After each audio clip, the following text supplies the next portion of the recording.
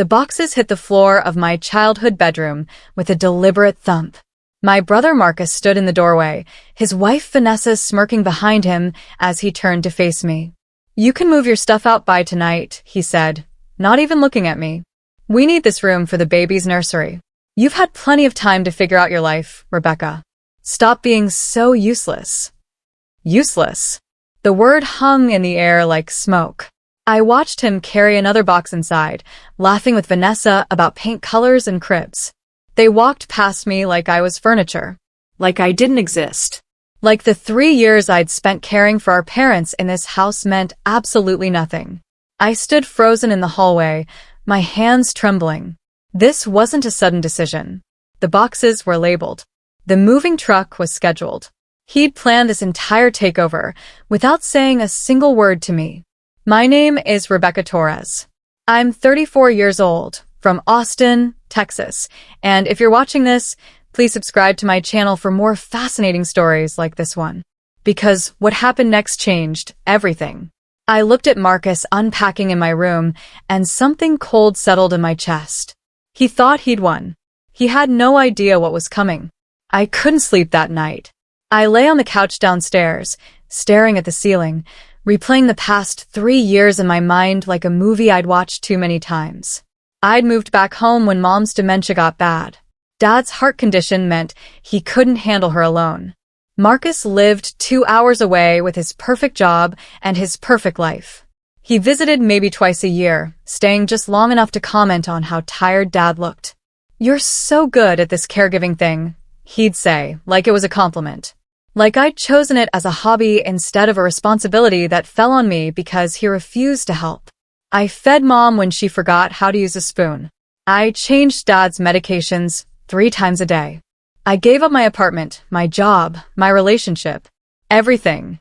And when they died 6 months ago, Mom first, then Dad 3 weeks later, Marcus showed up to the funeral in an expensive suit, accepting condolences like he'd been there all along. Now he was taking my bedroom, my space, the last piece of this house that felt like mine. But I didn't argue. I didn't cry. I just nodded and started packing my things into garbage bags. Marcus watched me from the doorway, confused by my silence. Good. Let him wonder. The changes started immediately. Marcus brought in painters the next morning. By afternoon, Mom's favorite armchair was gone. Dad's desk disappeared the following day. "We're modernizing," Vanessa announced, scrolling through her phone as workers carried out furniture. "This place looks like a museum. Your parents had terrible taste." I bit my tongue. Each piece of furniture held memories Marcus never bothered to learn. That armchair was where Mom taught me to knit.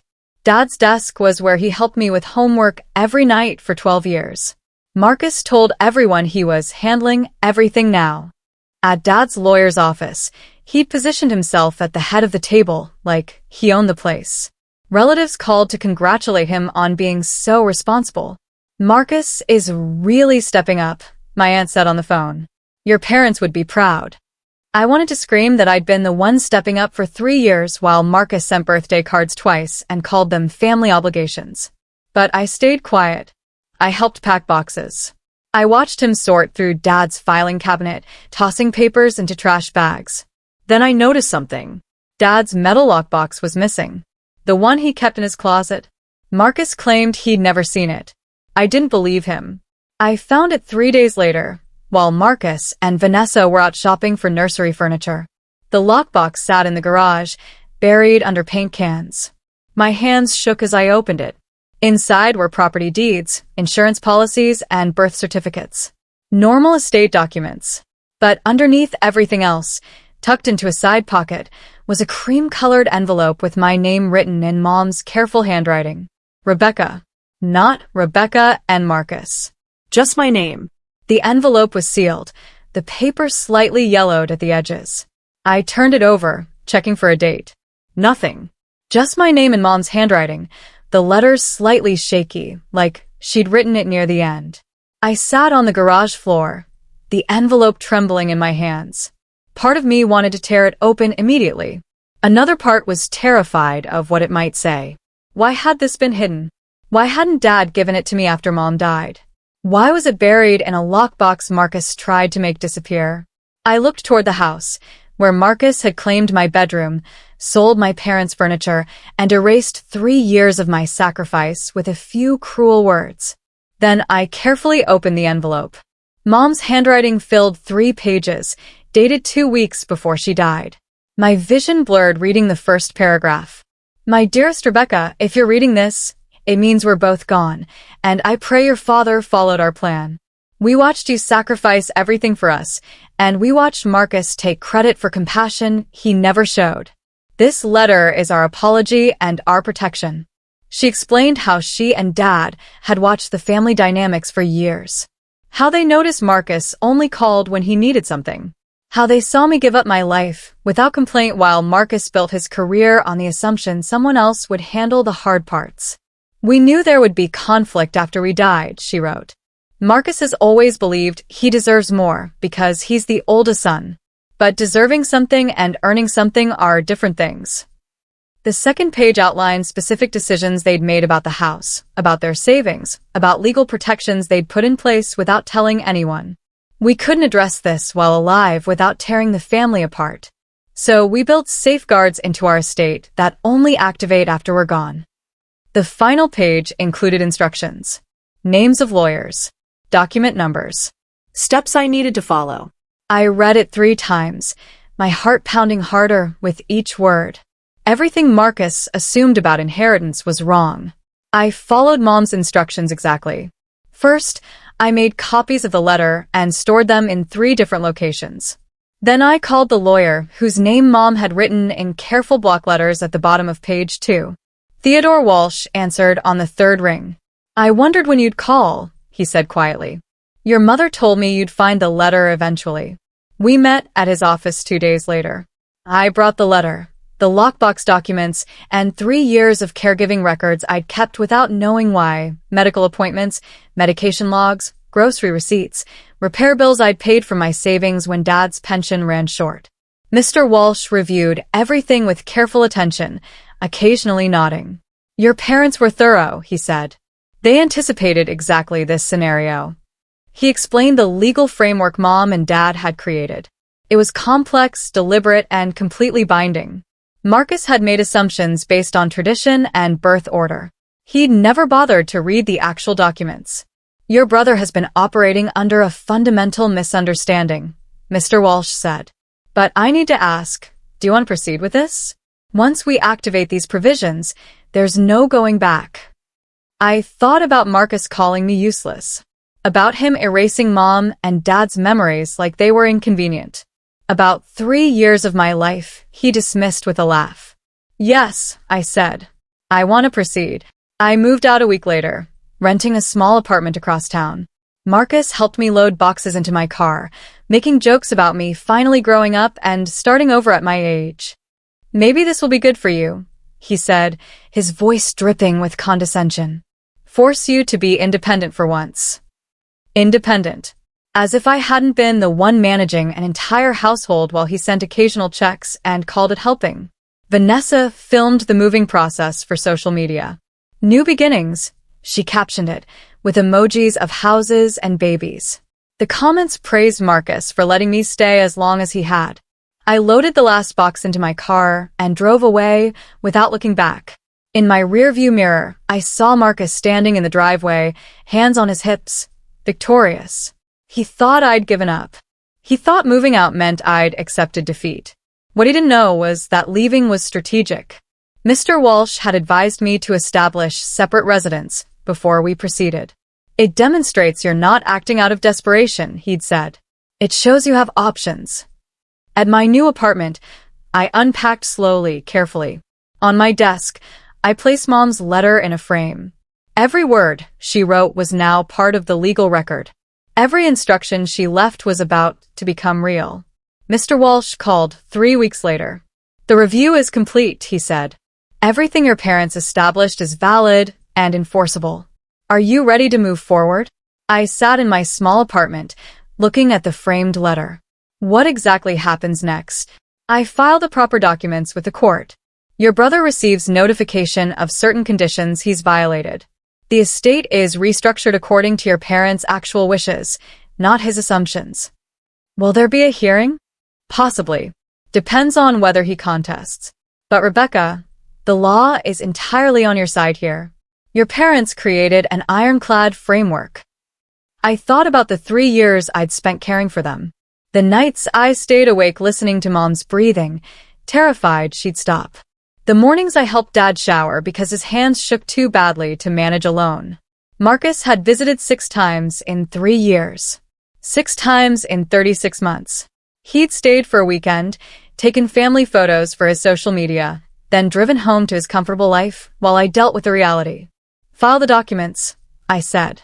One more thing, Mr. Walsh added. The bedroom situation, your brother's renovations, those actually work in your favor. He's been modifying property he doesn't have authority over. Every change he makes strengthens your position. I smiled for the first time in weeks. Let him keep redecorating. I never told Marcus about the documents Mom kept hidden in my bedroom closet, behind the loose panel in the back wall, where she'd stored important papers she didn't want in the regular filing cabinet.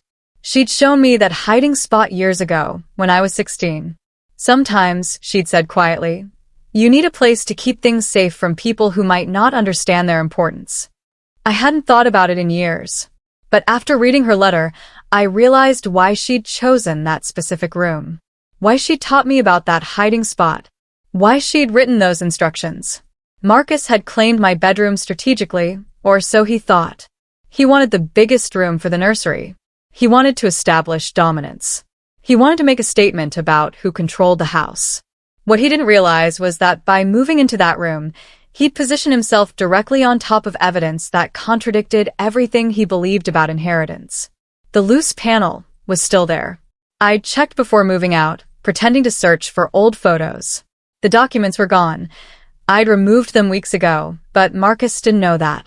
He was sleeping in a room that had been deliberately chosen by our mother as a safeguard.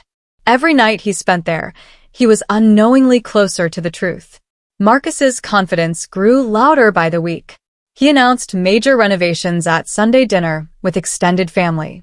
He talked about refinancing the mortgage, about expanding the deck, about converting the garage into a home office. The house has so much potential, he told our aunt. It just needed someone with vision to see it.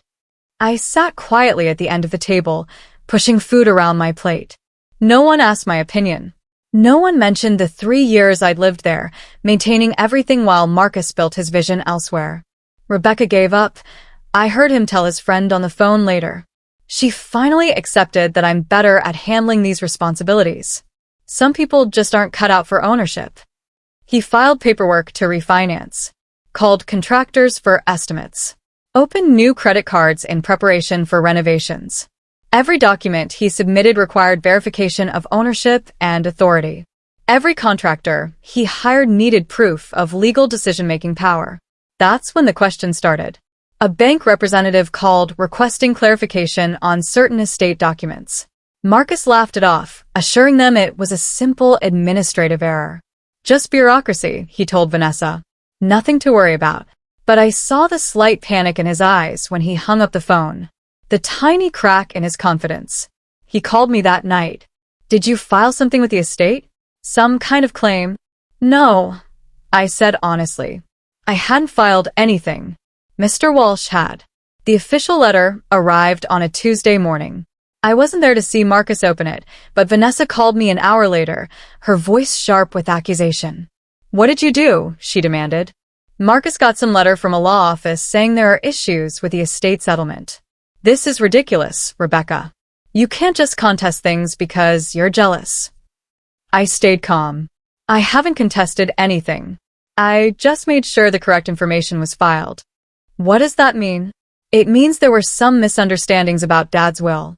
The lawyers are clarifying them. She hung up on me. That evening, Marcus called. His voice was different, less confident, more careful. We need to talk. This letter says there are conditions Dad put in place that I didn't know about. Something about primary caregiver provisions. What did your lawyer say? I haven't called one yet. I wanted to talk to you first. This is family, Rebecca. We can work this out without lawyers getting involved. It was interesting how quickly things became family when he needed something from me. The lawyers are already involved, I said quietly. Dad involved them years ago. You just didn't know. Silence stretched between us. You're making a mistake, he finally said. Fighting me over this will tear the family apart. I'm not fighting you, Marcus. I'm just following Mom and Dad's instructions. He hung up. The crack in his confidence had become a fracture. I returned to the house for the first time since moving out, arriving mid-morning when I knew Marcus would be at work. Vanessa answered the door, her expression cold. What do you want? I need to retrieve something from the garage. Mr. Walsh said it's fine. It's my personal property. She didn't look happy, but she let me in. The house looked completely different. New paint, new furniture, new curtains. Every trace of Mom and Dad had been erased and replaced with Vanessa's minimalist aesthetic. I walked through rooms that no longer felt familiar, past walls that once held family photos now replaced with abstract art. In the hallway outside my old bedroom, I paused. Through the open door, I could see fresh paint, a partially assembled crib, and boxes of baby supplies. Marcus had transformed the space completely. Vanessa watched me from the doorway, arms crossed. It looks better now. I didn't respond. I continued to the garage, where I'd left one box of Dad's old tools. Inside the toolbox, underneath wrenches and screwdrivers, was a small manila envelope I'd hidden weeks ago. Vanessa didn't ask what I was taking. She just wanted me gone. As I left, I glanced back at the house one final time. It looked nothing like home anymore. But that was okay, because in 2 weeks, everything was about to change. The second envelope had been exactly where Mom described, taped to the underside of the bottom drawer in her dresser. I'd found it the day before I moved out, following instructions from her letter. This envelope was smaller, containing just 2 pages. But those 2 pages changed everything. The first page was a notarized affidavit dated 6 months before Mom died. In clear, legal language, she documented Marcus's minimal involvement in their care. She listed his 6 visits in 3 years, compared to my daily presence. She outlined financial contributions, my money paying for repairs and medications while Marcus sent occasional checks that barely covered groceries. This is not written in anger, her statement read, but as factual documentation of caregiving contribution for estate purposes. The second page was even more powerful, a letter from Dad, written 3 weeks before he died, affirming everything Mom had documented and adding his own observations. Rebecca sacrificed her life for us, he wrote. Marcus visited when convenient. The law may not automatically recognize this difference, but our estate planning does. Mr. Walsh had been right. My parents had anticipated everything. They'd built a legal framework that rewarded actual caregiving, not assumed inheritance rights. Marcus had never looked for these documents because he didn't believe they existed. He'd assumed our parents were too traditional to make waves, too old to think strategically about estate planning. He'd assumed wrong. The family meeting happened 3 weeks later. Marcus called it gathering aunts, uncles, and cousins at his house. I arrived to find 15 relatives sitting in the living room, looking uncomfortable. Marcus stood by the fireplace like he was giving a presentation. I called everyone here because Rebecca has decided to challenge Dad's will. She's hired lawyers and is trying to claim she deserves more because she lived with them. I stayed silent, sitting in a chair near the door. This is about family, Marcus continued. About respecting our parents' wishes. Dad left the house to both of us, and Rebecca is trying to manipulate that into something it wasn't meant to be. Several relatives nodded. My aunt spoke up. Rebecca, dear, I know you spent time caring for your parents, but that was your choice. You can't expect special treatment because you lived with them. She's being selfish, Vanessa added, taking advantage of grief to grab more inheritance. I listened to them defend Marcus, watched them paint me as greedy and manipulative. Not one person asked for my side. Not one person remembered the 3 years I'd given up. Finally, I spoke. I'm not challenging Dad's will. I'm enforcing it. Marcus's face darkened. That's not what your lawyers. My lawyers are following instructions Dad left. Instructions you never bothered to read. I pulled out copies of the documents. Would you like me to request a neutral third party to review these? The room went quiet. Mr. Walsh arrived an hour later, carrying a leather briefcase. Marcus had reluctantly agreed to let him speak, probably hoping to prove I was lying. I'm going to read from documents your parents created, Mr. Walsh began. These are legally binding and were executed properly before both of their deaths. He started with Mom's letter, the one addressed to me.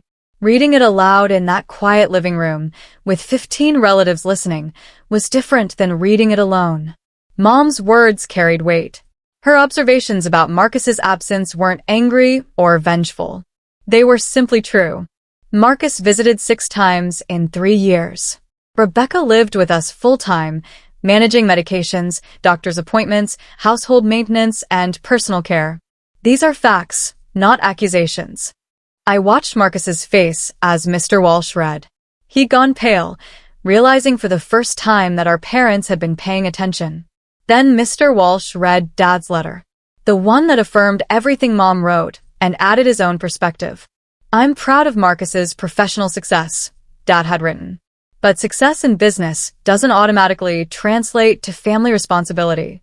Rebecca earned our trust through action, not assumption. The room remained silent. No one defended Marcus now. No one called me selfish. The estate planning your parents created recognizes caregiving contribution, Mr. Walsh continued. It's not about favoritism. It's about documented reality. My uncle cleared his throat. What exactly does this mean for the house? Mr. Walsh looked at Marcus. That depends on conditions that have already been violated. Mr. Walsh spread documents across the coffee table like evidence at a trial. Property deeds, caregiving logs, financial records, and notarized statements. Everything dated, everything signed, everything legitimate. Your parents established a caregiving compensation structure, he explained. For every month Rebecca provided primary care, she earned equity in the house. Over 3 years, that's 36 months of documented caregiving. Marcus stood frozen by the fireplace. They never mentioned compensation. They didn't need to. It was written into the estate plan. Rebecca wasn't required to claim it immediately. Your parents wanted her to have time to grieve. But the equity exists. How much equity? My aunt asked quietly. 75%. Mr. Walsh's voice was matter-of-fact. Marcus inherited 25% as a standard distribution. Rebecca inherited 50% outright, plus earned an additional 25% through caregiving. The number hung in the air like smoke. 75%. Almost the entire house. Marcus found his voice. That's insane. They couldn't possibly. They could, and they did. I drew up the documents myself 5 years ago, then updated them annually. Your parents were very clear about their intentions. Vanessa stood up. We've been living here. We've been paying the mortgage. There is no mortgage, Mr. Walsh corrected. The house was paid off in 1998. What you've been paying is property tax and utilities, which Rebecca also paid during her caregiving years. He pulled out more documents. In fact, Rebecca contributed over $18,000 in house-related expenses during those 3 years. Marcus contributed approximately $4,000. Those numbers factor into the equity calculation. I watched understanding dawn on Marcus's face. The bedroom becomes relevant, Mr. Walsh continued, because of a protection clause your parents included. He pulled out another document, this one with Mom's signature. Your mother specifically designated Rebecca's childhood bedroom as protected space, not to be modified or reassigned without Rebecca's written consent while she maintained residence or equity in the house. Marcus stepped forward. I didn't know about any protection clause. How could I violate something I didn't know existed? Ignorance of the terms doesn't negate them, Mr. Walsh replied. The clause was included specifically because your parents anticipated potential conflict. The bedroom represented Rebecca's contribution and sacrifice. We painted a room, Vanessa protested. We bought furniture. We're preparing for our baby. You renovated protected space without authority, Mr. Walsh corrected. You removed original fixtures, modified the closet structure, and disposed of items stored there. Each action violated the estate terms. I had known about the protected space clause. Mom hadn't mentioned it in her letter, but apparently, she'd planned even deeper than I'd realized. What does this violation mean? My uncle asked. It accelerates certain provisions that were meant to phase in gradually, Mr. Walsh explained. Specifically, it transfers decision-making authority immediately rather than over time. He looked at Marcus. As of 2 weeks ago, when you filed the refinancing paperwork, you triggered a full estate review. That review revealed the violations. Rebecca now has sole legal authority over the property. Marcus staggered backward. No. That's not possible. It's already done. The meeting dissolved into chaos. Relatives argued, voices overlapping. Marcus's face had gone from pale to red, his hand shaking as he rifled through the documents Mr. Walsh had left on the table. Everyone filed out slowly, shooting glances at Marcus and me. When the house finally emptied, Marcus remained standing by the fireplace, Vanessa beside him, looking shell-shocked. I stood to leave, but Marcus's voice stopped me. Rebecca, wait. Please. I turned. For the first time in months, he looked directly at me, really looked at me. We can work this out, he said quietly. Families shouldn't destroy each other over property. Mom and Dad wouldn't want this. Mom and Dad planned this, I replied. Every single detail. I didn't know, he said, his voice breaking. I swear I didn't know about the caregiving equity or the protected space. If I'd known, you would have what? Visited more? Helped more? I shook my head.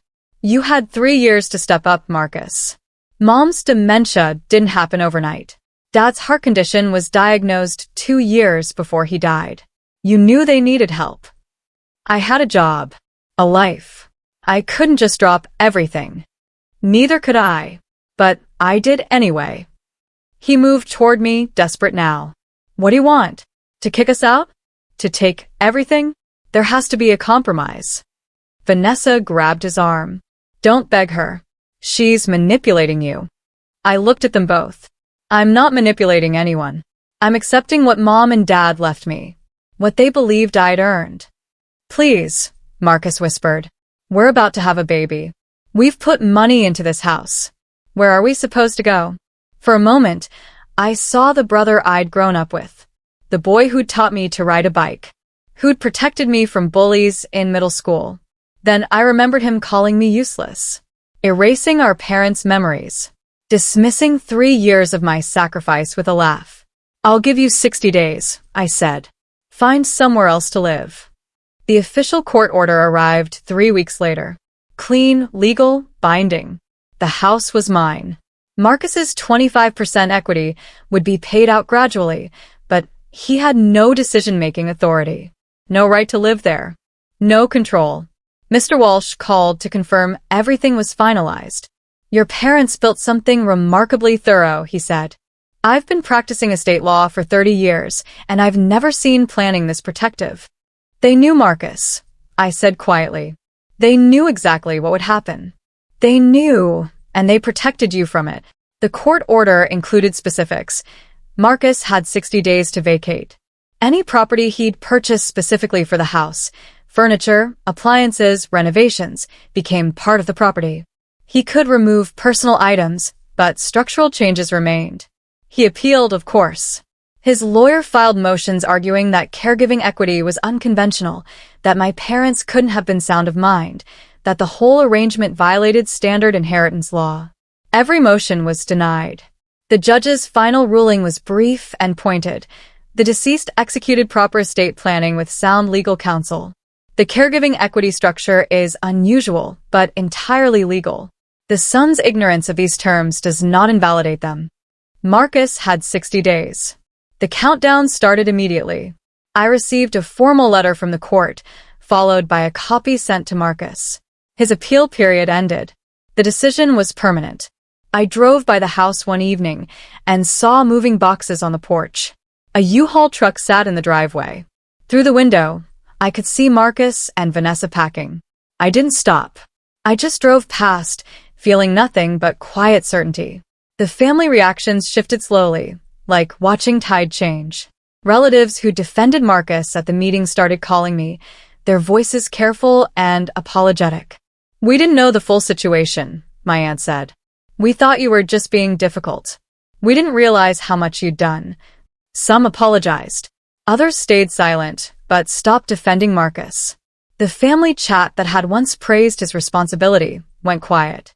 Marcus's social media, which had documented his renovation plans and nursery preparations, went dark. Vanessa stopped posting entirely. I didn't celebrate publicly. I didn't post victory messages or call relatives to gloat. I simply existed in the quiet space of being right, being validated, being seen. My uncle called one evening. "Your parents were smart," he said. "Smarter than any of us gave them credit for." "They were protecting me," I replied, "from exactly what happened." Marcus is telling people you manipulated them while they were sick. Let him tell people whatever he needs to. The courts reviewed everything. Dad's lawyer testified. Mom's documents were notarized. The truth is documented. Still, family is complicated. Family, I said quietly, shouldn't require sacrificing yourself to prove your worth. He was silent for a moment. "You're right. I'm sorry we didn't see what was happening."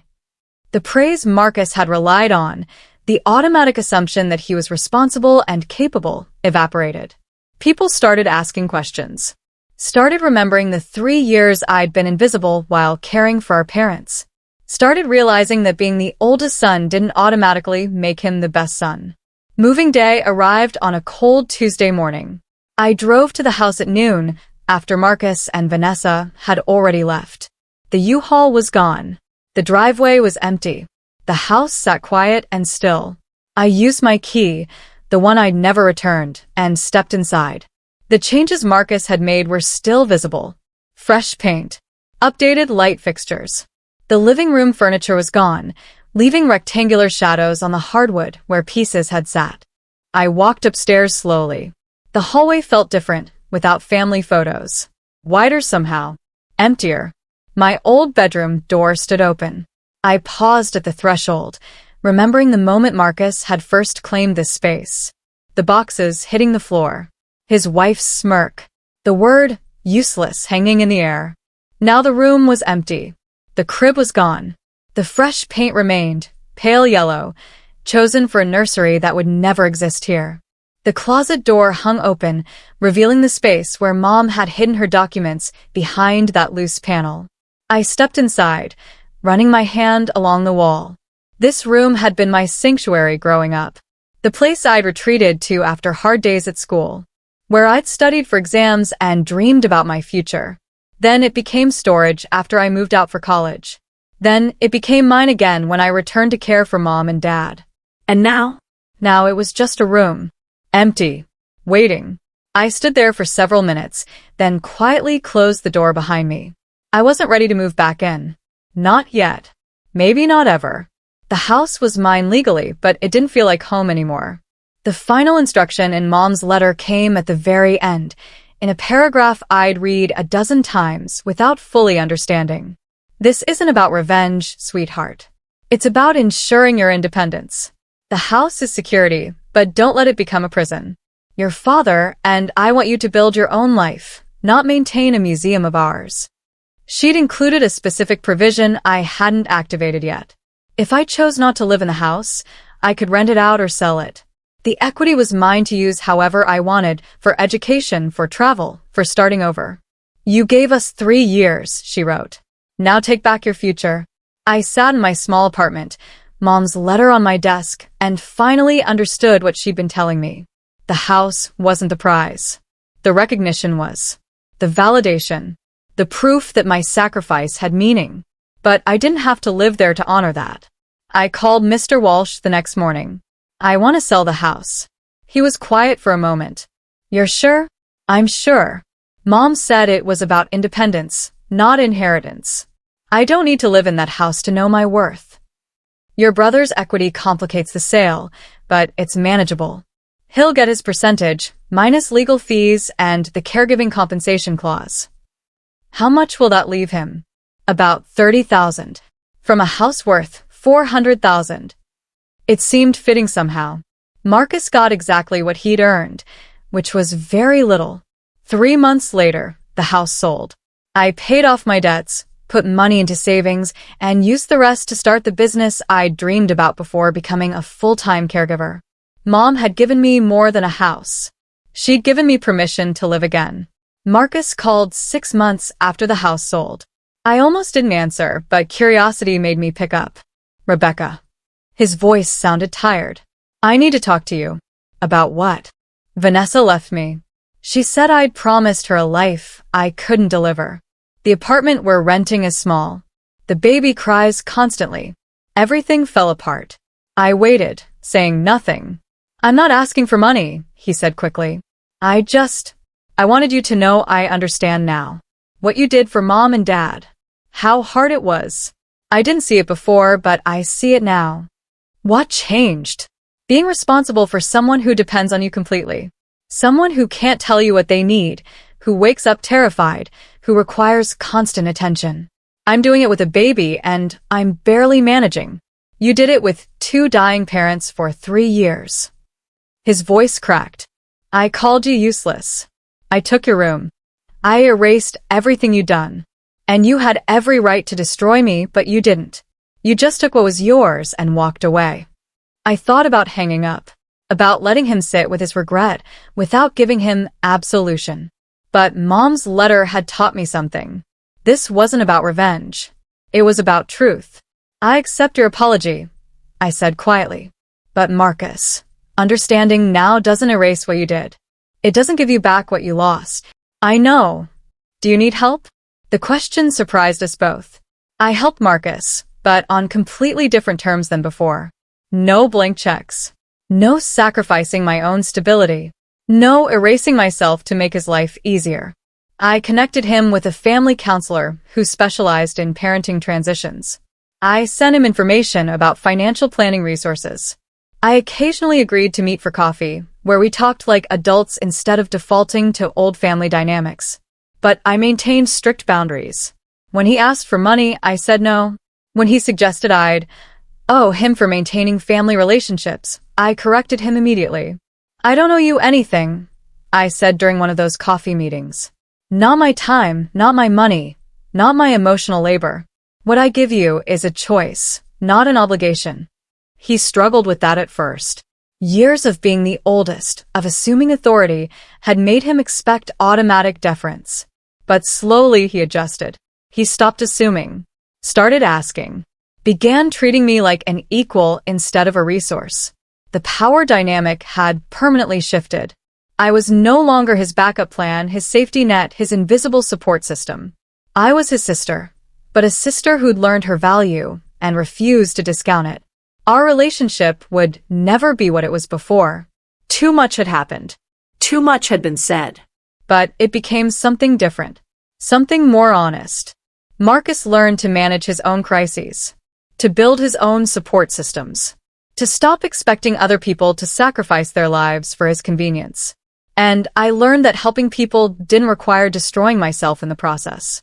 I stand in my new office, looking at the framed letter from Mom that hangs on the wall behind my desk. 3 years after that birthday party confrontation, my life looks nothing like I'd imagined when I was invisible in my parents' house. My business is growing. My apartment is filled with things I chose, spaces I designed, a life I built deliberately. I don't owe anyone explanations for my choices. I don't carry guilt for having boundaries. Marcus texts occasionally, short messages about his daughter, about his job, about mundane things that don't require crisis management. He's learning. Slowly. The money from selling the house gave me something more valuable than real estate.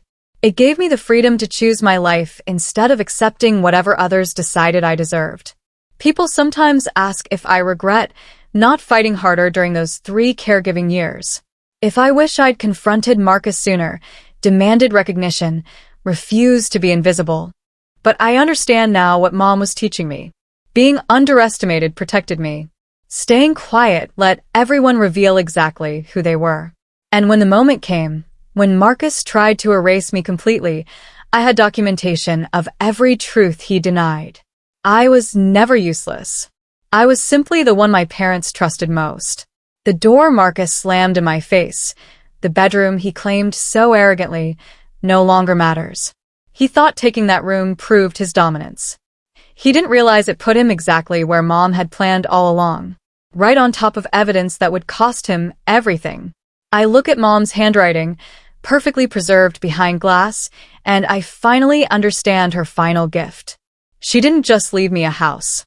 She left me proof that my sacrifice mattered, that someone had been watching, that being invisible didn't mean being worthless. The victory isn't about the money or the property. It's about standing in this office, in this life I built myself, and knowing with absolute certainty that I was always enough. Marcus called me useless in a room that became his downfall. But I was never the useless one. I was the one who stayed, the one who sacrificed, the one they trusted. And in the end, that quiet truth was louder than anything Marcus ever said.